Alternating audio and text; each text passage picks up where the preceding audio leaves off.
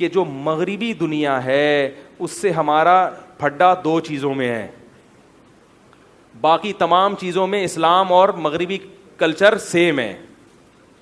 نہیں یاری بات سمجھ میں, یہ جو ہم امریکہ سے اختلاف کرتے ہیں, یورپ سے اختلاف کرتے ہیں, وہ صرف کتنی چیزوں میں, دو چیزوں میں. تو ان دو چیزوں میں ہم نے کمپرومائز نہیں کرنا, باقی سب چیزیں ہماری اور اسلام کی ایک ہی جیسی. وہ کہتے ہیں کرپشن نہیں ہونی چاہیے, تو اسلام کیا کہتا ہے؟ وہ کہتے ہیں سڑکیں اچھی ہونی چاہیے, تو اسلام کیا کہتا ہے؟ بولو بھائی, تو حکومت کی ذمہ داری ہے نا. وہ کہتے ہیں ملک سے محبت کرو, تو اسلام کیا کہتا ہے؟ بول کیوں نہیں رہے؟ اسلام بھی یہی کہتا ہے. کیا خیال ہے؟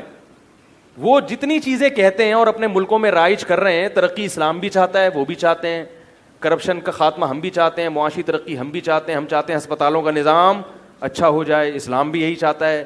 بلکہ اسلام تو زیادہ چاہتا ہے, اسلام تو ان چیزوں میں ان سے بھی زیادہ, وہ چاہتے ہیں ہر جگہ صفائی ہو. ہم بھی, اسلام بھی کیا چاہتا ہے؟ صفائی. گندگی کو کون, اسلام میں تو صفائی آدھا ایمان ہے. صفائی سے تو اسلام شروع ہوتا ہے. جب بھی کوئی غیر مسلم مسلمان ہوگا نا, سب سے پہلا حکم کیا ہے؟ اس کو نہلاؤ. سب سے پہلا حکم کیا ہے؟ نہلاؤ اس کو. جب بھی کوئی غیر مسلم مسلمان ہوگا کلمہ پڑھ کے, تو سب سے پہلے شریعت کیا کہتی ہے؟ یہ کیا کرے گا؟ غسل کرے گا, نہائے گا, صاف ستھرا ہوگا. یہاں سے تو اسلام کی پہلی سیڑھی شروع ہوتی ہے. تو سب چیزوں میں ہم اور وہ ایک ہی جیسے ہیں, بلکہ وہ ہم سے اچھے ہیں بہت سی چیزوں میں.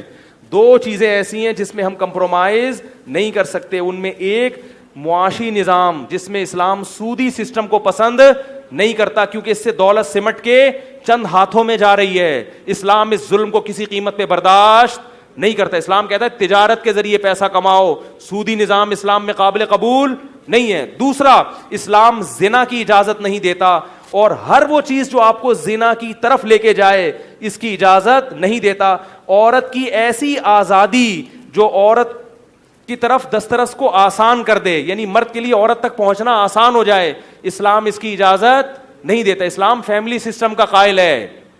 نہیں یار بات کیا کریں, اسلام کس کا قائل ہے؟ بیوی بچے ہونے چاہیے, گرل فرینڈ نہیں ہونی چاہیے. اور ہر وہ چیز جو گرل فرینڈ والے کلچر کی طرف لے کر جائے, کو ایجوکیشن بھی اسی کا حصہ ہے, اسلام اس کی اجازت نہیں. یہ دو چیز. باقی تو نماز کو امریکہ بھی نہیں روکتا بھائی.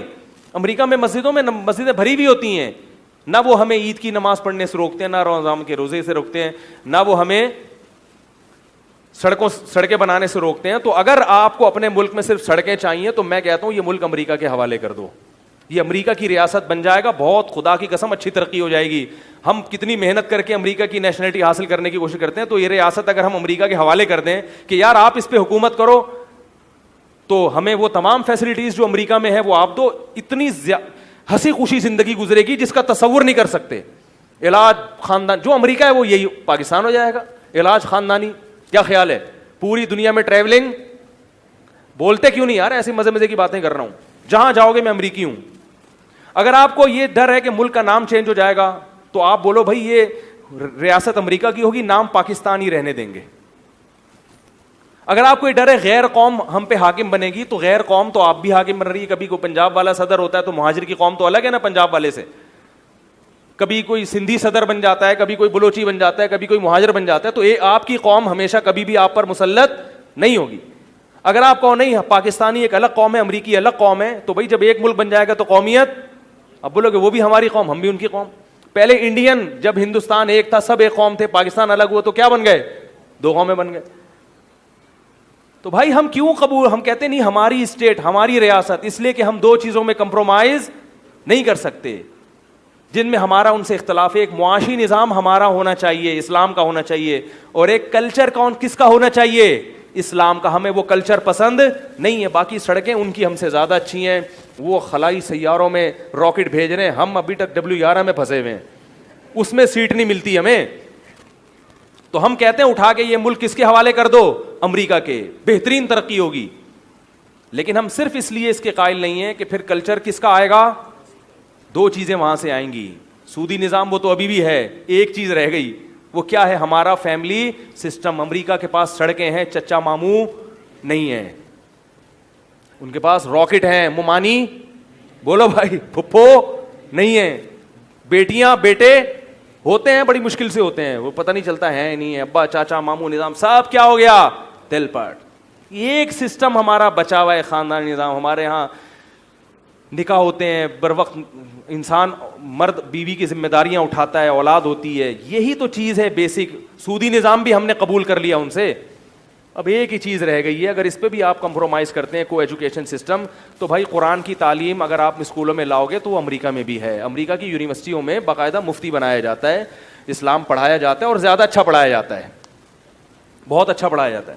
قدوری ہدایہ یہ وہاں بھی یونیورسٹی میں پڑھا ہے. ایک انگریز نے مجھے, ایک صاحب نے مجھے بتایا کہ ایک جرمن خاتون کہنے لگی یہ قدوری جو ہے نا میں نے پوری پڑھی, جو ہمارے مدارس کی پہلی کتاب ہے. تو یہ سب چیزیں پڑھائی جاتی ہیں آپ, اور بہت سے لوگ وہاں سے پڑھ کے بھی آ رہے ہیں. تو یہ ہمیں تعلیم بھی چاہیے, مگر سسٹم کون سا چاہیے ہمارا. اللہ کرے یہ بات سمجھ میں آ جائے اور عوام اس کے خلاف احتجاج شروع کر دے. سبحانک اللہم و بحمدک نشہد ان لا الہ الا انت نستغفرک و نتوب الیک. مفتی طارق مسعود صاحب کے بیانات سننے کے لیے youtube.com/مفتی طارق مسعود کو سبسکرائب کریں, اور اگر آپ لائیو ویڈیو کو کبھی بھی مس نہیں کرنا چاہتے ہیں تو سبسکرائب کرنے کے بعد بیل آئیکن پہ کلک کرنا مت بھولیں. جزاک اللہ.